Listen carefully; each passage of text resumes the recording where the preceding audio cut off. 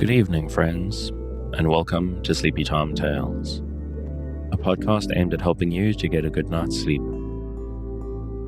Do you find your mind troubled with the stresses of modern life, especially when the lights are out and you're trying to get a restful night? Does your spinning mind keep you awake? Follow my voice down the path towards a good night's rest. Listen to me tell a story that will keep your mind from wandering to your daytime problems, the ones you can't solve right now and will be easier to solve well rested. Listen to my voice and allow yourself to drift, following the twists and turns of the story, but slowly letting go and drifting into sleep. Let my voice wash over you at a comfortable volume and allow yourself to be distracted from the stresses and worries that play on your mind. Whether you need help falling asleep or going back to sleep in the middle of the night, you can trust me to keep you company and help you to wake up tomorrow in a rested state. You may need to try out Sleepy Time Tales for a few nights to get used to this slightly strange idea, but I believe it will be well worth your while. I'm here to work with you, to create a safe space, a cocoon in which you can curl up and allow nature to take its course. So settle down, relax, and allow yourself to get lost in my telling of tonight's story. Before we get to tonight's reading, it's time for a little bit of a chat. This is where I normally ask you to support the show on Patreon or in the tip jar, and that's all I'm going to mention of that. But this episode is actually quite a big deal. This is episode 300 of Sleepy Time Tales. You'd have noticed that the music has changed a little bit. I wasn't super wild about my work on the previous song, so episode 300 coming up gave me motivation to work on something a little bit more chilled, I think.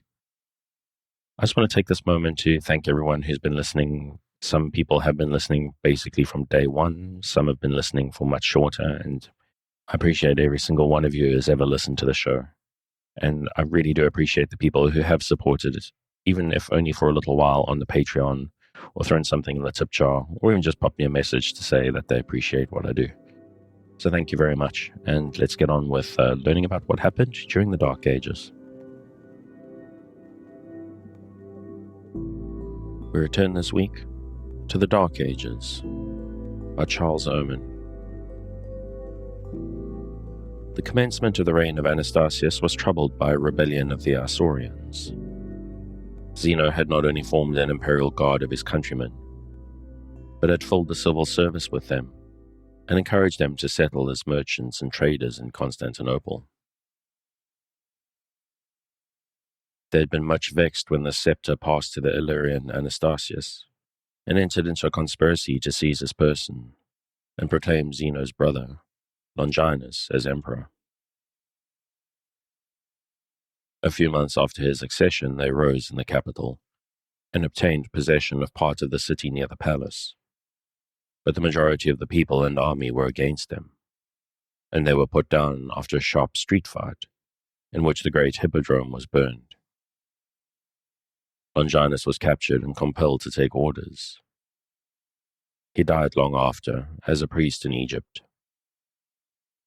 Anastasius, after this riot, dismissed all the Isaurian officers from the public service. They returned to their homes in Asia Minor and organized a rebellion in their native hills. A second Longinus, who had been Magister Militum in Thrace, put himself at the head of the insurrection, which lingered for 5 years, 491 to 496, but was never a serious danger to the empire. The rebels were beaten whenever they ventured into the plains, and only maintained themselves so long by the aid of the mountain castles, with which their rugged land was studded. In 496, their last fastnesses were stormed, and their chief, the ex-magister, taken and executed. Anastasius punished the communities which had been most obstinate in the rebellion by transferring them to Thrace and settling them on the wasted lands under the Balkans, where he trusted that these fearless mountaineers would prove an efficient guard to keep the passes against the barbarians from beyond the Danube. The Asiatic provinces of the empire had no further troubles till 502, when a war broke out between Anastasius and Kobad, king of Persia. The Mesopotamian frontier had been singularly quiet for the last century. There had been no serious war with the great Oriental monarchy to the east since Julian's unfortunate expedition in 362.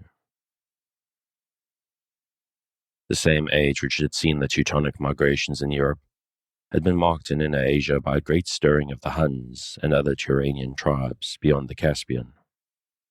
And while the Roman emperors had been busy on the Danube, the Sasanian kings had been hard at work defending the frontier of the Oxus. In a respite from his eastern troubles, Kobad made some demands for money on Anastasius, which the emperor refused, and war soon followed. It began with several disasters for the Romans. Amida, the chief fortress of Mesopotamia, was stormed in 503. Nisibis fell later in the same year, and when Anastasius sent reinforcements to the east, he appointed so many generals with independent authority that the whole Roman army could never be united, and the commanders allowed themselves to be taken in detail and defeated in succession. In 504, however, the fortune of war turned, when the supreme authority in the field was bestowed on Sila, the Magister Officiorum. He recovered Amida after a long siege and began to press forward beyond the Persian frontier. Kobad was at the same time assailed by Huns from beyond the Oxus, and gladly made peace, on terms which restored the frontier of both parties to the line it had occupied in 502. Anastasius provided against future wars by building 2 new fortresses of the first class on the Persian frontier, Daras in Mesopotamia and Theodosopolis further north on the borders of Armenia. These places served to break the force of the Persian attack 30 years later, when the successors of Kobad and Anastasius again fell to blows. The Persian War, like the Isaurian, had only afflicted a very limited district, the province beyond the Euphrates, and no raids had penetrated so far as Syria.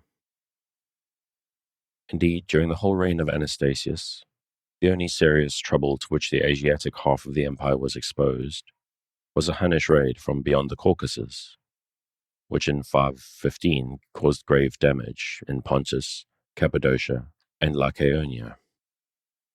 This invasion, however, was an isolated misfortune, followed by no further incursion of nomads of the northern steppes. The European provinces, now as in the time of Zeno, had a far harder lot. The Slavs and Bulgarians repeatedly crossed the Danube and pressed over the desolated plains of Moesia to assail Thrace. More than once the Bulgarians defeated a Roman army in the field, and the ravages were at last pushed so far southward that Anastasius built, in 512, the celebrated wall which bears his name, running from the Black Sea to Propontis, 35 miles west of Constantinople. These lines, extending for more than 50 miles across the entire projection of Thrace, served to defend at least the immediate neighborhood of the capital against the restless horsemen from beyond the Danube. Macedonia and Illyricum seem to have suffered much less than Thrace during this period. The Slavs who bordered on them were as yet not nearly such a dangerous enemy as the Bulgarians, while the Ostrogoths of Italy, on reconquering Pannonia, proved more restful neighbors to the northwestern provinces of the empire than they had been in the previous century. It was in the reign of Anastasius that one of the most characteristic features in the social life of Constantinople was brought forward into prominence for the first time. This was the growing turbulence of the Blues and Greens, the factions of the circus.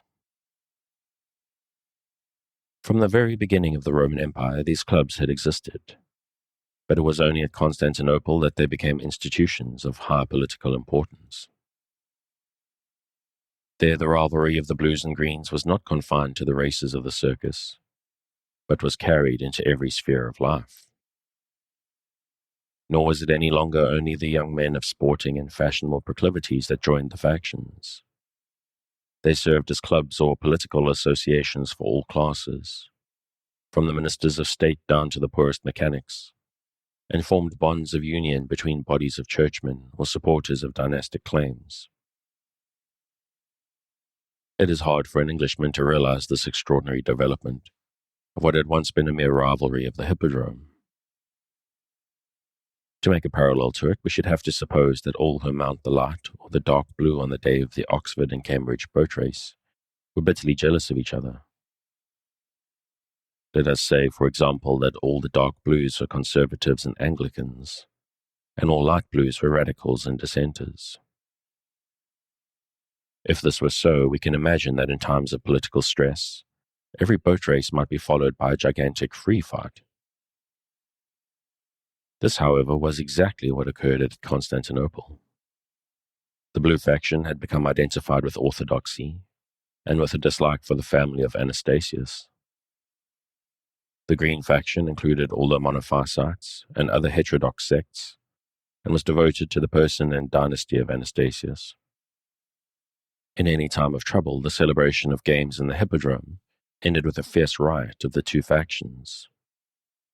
No wonder that the just and peaceable emperor strove to suppress shows of all sorts, and in especial showed a dislike for the disloyal blue faction. The worst of Anastasius's domestic troubles were due to the suspicion of heterodoxy that clung to him.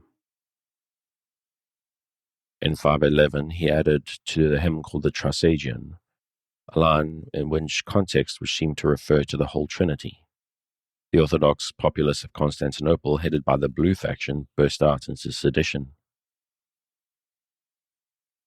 It was only quelled by the old emperor presenting himself before the people in the hippodrome, without crown or robe, and announcing his intention of abdicating. So great was the confidence which his justice and moderation had inspired in all ranks and classes, that the proposal filled the whole multitude with dismay, and they rose unanimously to bid him resume his diadem. But the grievance against the monophysite tendencies of Anastasius was not destined to be forgotten. In 514, an ambitious general named Vitalian, who held a command in Moesia, rose in arms, alleging as the cause of his rebellion not only certain misdeeds committed in that province by the emperor's nephew Hypatius, but also the dangerous heterodoxy of Anastasius's religious opinions.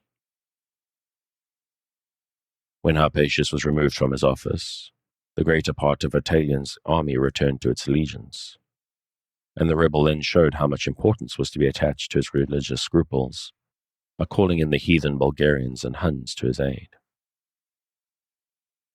At the head of an army composed of these barbarians, he maintained himself in Moesia for some time.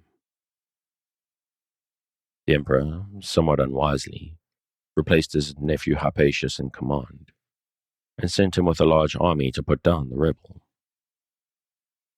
But while the Romans lay encamped on the seashore near Varna, they were surprised by a night attack of the enemy and completely scattered.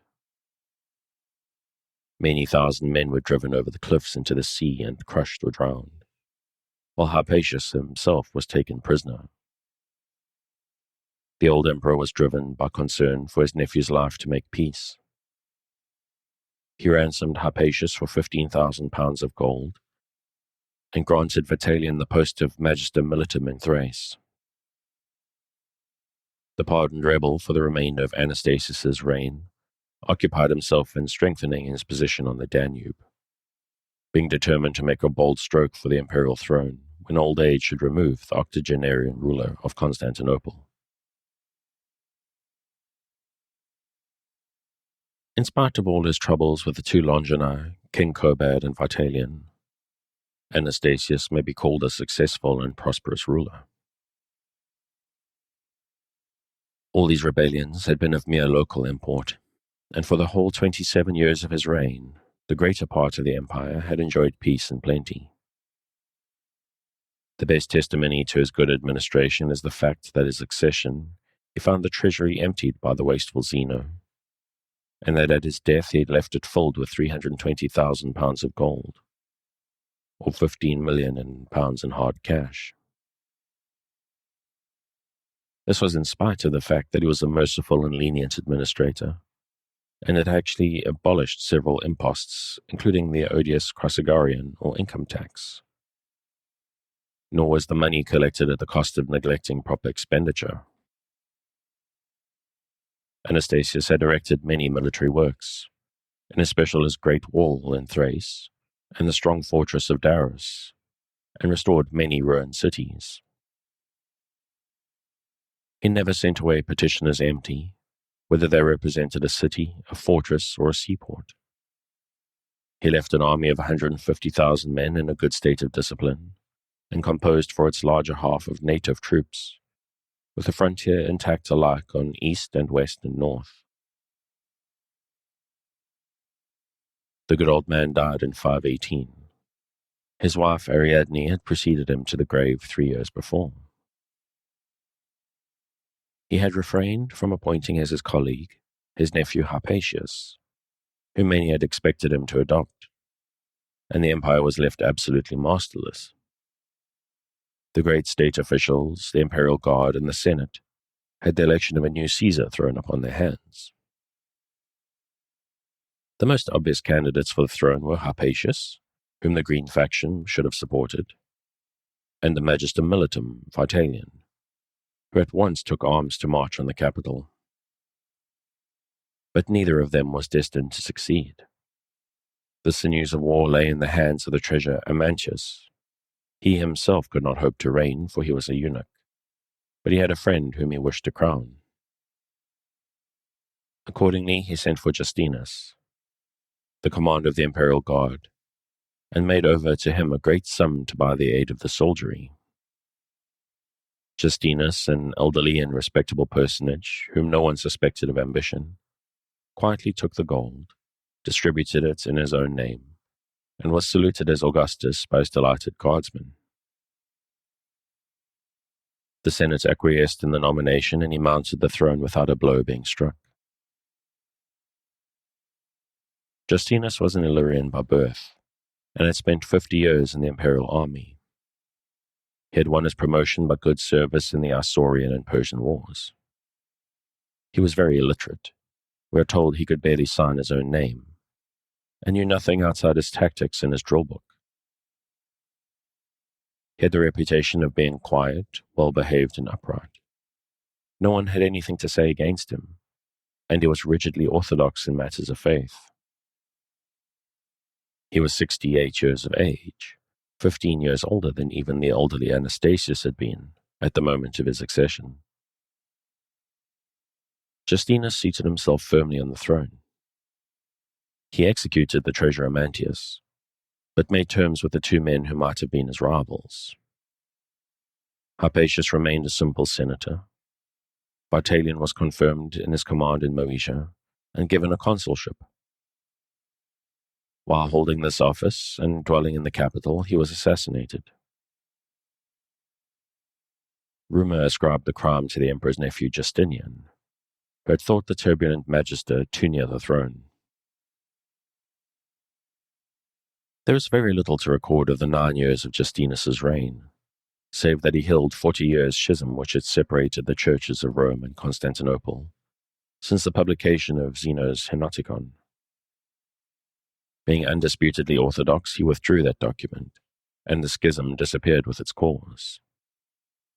The only real importance of Justinus is that he prepared the way for his famous nephew and successor, Justinian, whom he adopted as colleague and entrusted with those matters of civil administration with which he was himself incompetent to deal.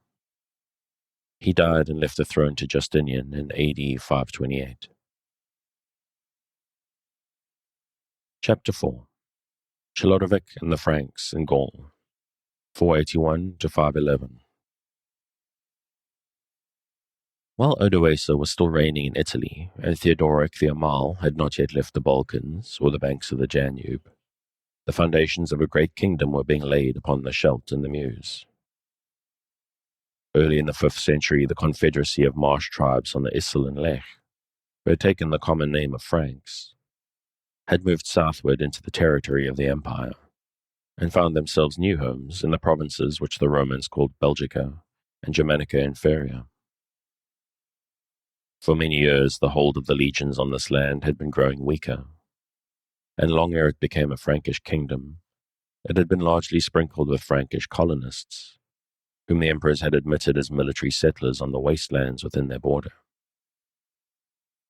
In the lowlands of Toxandria, which after ages called Brabant and Guelders, there were no large cities to be protected, no great fortresses to be maintained, and while the Romans still exerted themselves to hold Treveri and Colonia Agrippa and Mogonticum, they allowed the plains more to the north and west to slip out of their hands. By the second quarter of the 5th century, the Franks were firmly established on the Scheldt and Meuse and Lower Rhine, where the Roman garrisons never reappeared after the usurper Constantine had carried off the northern frontier legions to aid him in the attack on Italy. By this time, too, Colonia Agrippina, first of the great Roman cities of the Rhineland, seems to have already fallen into the hands of the Franks. Between 430 and 450, they continued to push forward as far as the Somme and Moselle. And when at the time of Attila's great invasion of Gaul, the last imperial garrisons in the Rhineland were exterminated, and the last governors driven forth by the Huns from Treveri and Mogontiacum and Metz, it was the Franks who profited. After the Huns had rolled back again to the east, Frankish kings, not Roman officials, took possession of the ravaged land along the Moselle and Rhine, and the surviving provincials had for the future to obey a Teutonic master near home, not a governor dispatched from distant Ravenna. The Franks were now divided into two main hordes. The Salians, who took their name from Sala, the old name of the river Issel, dwelt from the Scheldt mouth to the Somme, and from the Straits of Dover to the Meuse. The Riparians, whose name are drawn from the fact that they inhabited the bank, Ripa, of the Rhine, lay along both sides of the great river from its junction with the Leper to its junction with the Lahn, and extended as far east as the Meuse. Each of these two tribes was ruled by many kings, all of whom claimed to descend from the house of the Merovingians, a line lost in obscurity, whose original head may perhaps have been the chief who in the 3rd century first taught union to the various tribes who formed the Frankish Confederacy. The Franks are one of the more backward of the Teutonic races, in spite of their long contact with Roman civilization along the Rhine. Kings and people were still heathens. They had not learned, like the Goths, to wear armor or fight on horseback, but went to war half naked, armed only with a barbed javelin, a sword, and a casting axe or tomahawk, called a Francisca after the name of its users. Unlike the Goth and Vandal, they had not learnt the advantages of political union, but obeyed many petty princes instead of one great lord. All Roman writers reproached them for perfidy which exceeded that of all the other barbarians. The Saxons, we are told, were cruel, the Alemanni drunken, the Alans rapacious, the Huns unchaste, but the special sin of the Frank was treachery and perjury. At the time of the deposition of Romulus Augustulus by Odoacer, the Salian Franks held the old Roman towns of Cambrai, Arras, Tournai, and Tongen, while the Riparians occupied Colm, Trier, Mainz, and Metz. South of the Riparians lay the new Burgundian kingdom, which Gundobad had founded in the valleys of the Rhone and Saône. South of the Salians was a district of Roman Gaul, which had to the last acknowledged the supremacy of the ephemeral emperors of the West, and kept itself free from barbarian invaders under the patrician Aegedius. After his death in 463, his son Syagrius succeeded to his power, and rules as Soissons over the whole Seine Valley, in the plain of central Gaul as far as Troyes and Orléans. After the disappearance of the last Western emperor, Syagrius had no overlord, but was so much his own master that the Franks called him King of the Romans, though he himself took no title but that of patrician. South of the realm of Syagrius lay the Visigothic kingdom of Uric, a vast state extending from the Loire to Gibraltar, and from the Bay of Biscay to the Maritime Alps. Its king dwelt at Toulouse, and the Gaulish, rather than the Spanish half of his dominion, was considered the more important. Indeed, his rule in Spain was still incomplete, as the Suevi held its northern western corner, the land which we now call Galicia, and northern Portugal, and the Basques maintained their independence in the western Pyrenees. In the third quarter of the 5th century, the most important of the Frankish chiefs of the Merovingian line was a prince of the Salians named Childeric, who dwelt at Tournai and ruled in the valley of the Upper Scheldt. He died in 481, leaving his throne to his 16-year-old son and heir, a prince named Chodlovek or Chlodwig, who was destined to found the great Frankish kingdom by extinguishing the other Frankish principalities and conquering southern and central Gaul. Such an event seemed most unlikely at the time of Chlodovic's accession, when the dominant power in the land was that of the fierce and able king Euric the Visigoth. It was Euric who had brought the Visigothic kingdom up to its largest extent, by driving the Sueves into a corner of Spain, considering the last Roman provinces in central Gaul, and received Provence from the hands of Odoacer, king of Italy. He was the first Visigothic king to publish a code of laws, and would have left a good name in history, but for his assassination of his brother Theodoric and his persecutions of the Catholics. Though not such an oppressor as the Vandals Gaiseric and Huneric, he had made himself hated by refusing to allow the election of Catholic bishops, and by closing or handing over to his favorites, the Arians, many of the churches of the Orthodox. Euric died in 485, just as Chlodovig was about to commence his conquering career in northern Gaul, a career which the Visigoth would probably have checked if a longer life had been granted him. He was succeeded by his son Alaric, a boy of only 16 or 17 years. It was in the very year of Euric's death that Chlodovig, now aged 21, set out on the first of his warlike expeditions. In company with his kinsman Ragnacar, king of the Cambri, he invaded the realm of the Roman patrician Syagrius. The Gaulish troops were unable to resist the onset of the Franks, and their leader, after a short struggle, abandoned his home and fled for safety to the court of Alaric the Visigoth. The councillors of Alaric, either wishing to gratify their Teutonic neighbours or fearing the event of a war while the king was yet so young, threw the patrician into bonds and sent him back to Chlodovig, who promptly put him to death. The Seine Valley and the great towns of Soissons, Paris, Rouen, and Reims now fell into the hands of the Frankish king, and in the course of the next 3 years he extended his power up to the Loire and boundary of Armorica, where the Romano-Celts of the extreme west still succeeded in holding out. Chlodovig took all the spoils for himself. None fell to his neighbours, the other kings of the Salian Franks. It was these princes who were next to feel the force of his arm. He picked quarrels with his kinsmen, the kings of Cambrai and Terouanne, the one for not helping him against Syagrius, the other for claiming part of the spoil of the Roman, and slew them both, the one by treachery, the other in open battle. The remaining Merovingian princes of the Belgic plains soon shared their fate.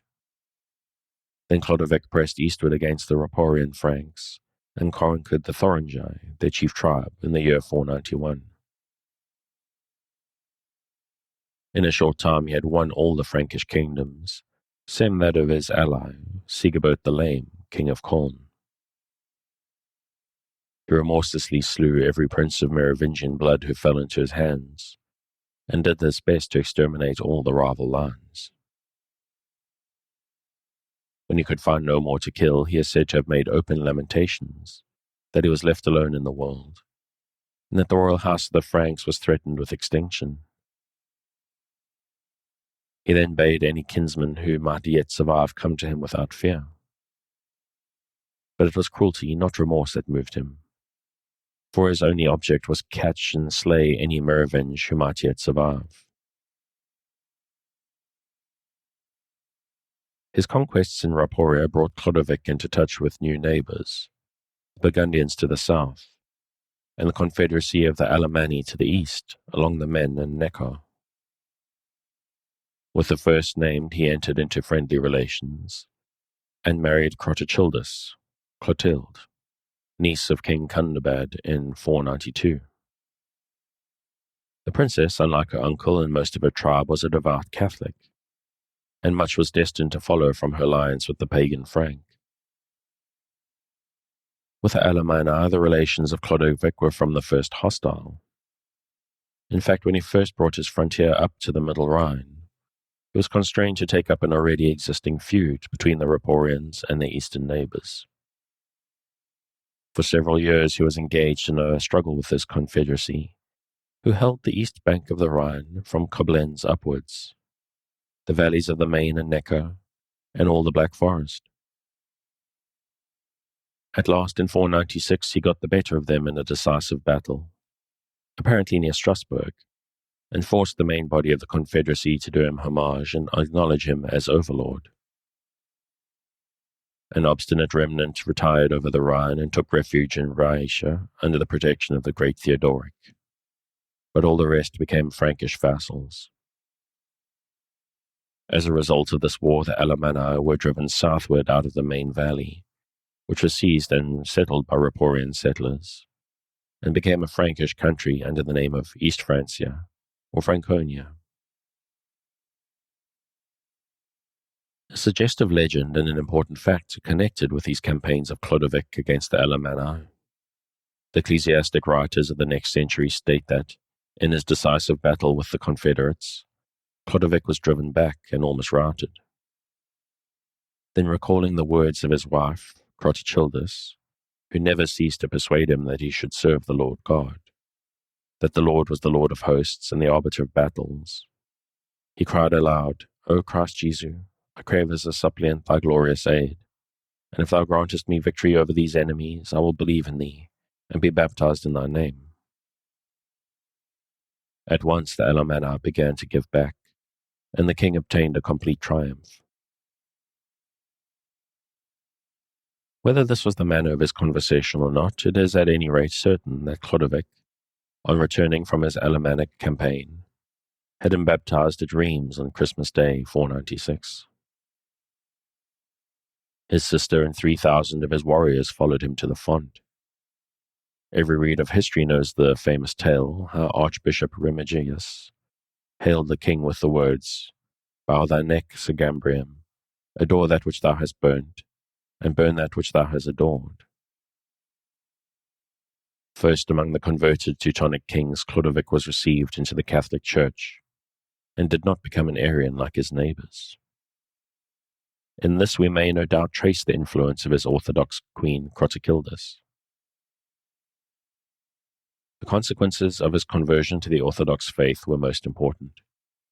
He was the only Teutonic king who adopted the faith of his Roman subjects, and was therefore served by them, and more especially by their clergy, with a loyalty which no Goth, Vandal, or Burgundian prince could ever win. Not among the least of Clodovic's easy triumphs, and that of the permanence of his kingdom, may be reckoned his adherence to Catholicism. It cannot be said that the king's conversion made any favourable change in his character or his conduct. He still remained the cruel, unscrupulous, treacherous tyrant he had always been. It will be seen that his last recorded action was an elaborate incitement to parricide, followed by a horrid murder. Yet he was granted a measure of success that was refused to kings of far better disposition and far stronger intellect, such as Theodoric the Ostrogoth or Ataulf the Visigoth. After their king's conversion, the Franks, both Salian and Raporian, hastened to follow him to the fold of the church, and in a single generation the old Frankish paganism disappeared. But as with kings, so with people, the change was almost entirely superficial. It is long before we trace the influence of any Christian graces on the ungodly and perfidious race of the Franks. After subduing the Alemanni, Chlodovic's next war was with the people of his wife's uncle Gundobad, the king of Burgundy. He made a secret agreement with Gudgisel, Gundobad's younger brother, to invade and divide the Burgundian realm. While the treacherous brother raised war in Helvetia, where he possessed an appanage, the king of the Franks attacked Gundobad from the front and invaded the valley of the Saône. It appeared as if here, as well as in the lands further north, Clodovic would sweep all before him. The Burgundian king was beaten and driven out of Dijon, Lyon, and Valence into Avignon, the southernmost fortress of his realm, while his brother was made king by the Frank and became his vassal. But in the next year, Gundobad recovered all he had lost, slew Gudgisel at Vienne, and drove the Franks out of Burgundy with such success that Clodovic ere long made peace with him, 501. But the next campaign of the Frankish king was one of far greater importance and success. He was set on trying his fortune against the young king of the Visigoths, whose personal weakness and unpopularity with his Roman subjects subjected him to an invasion of Aquitaine. It would seem that Clodovic carefully chose as casus belli the Arian persecutions of Alaric, who, like his father Euric, was a bad master to his Catholic subjects.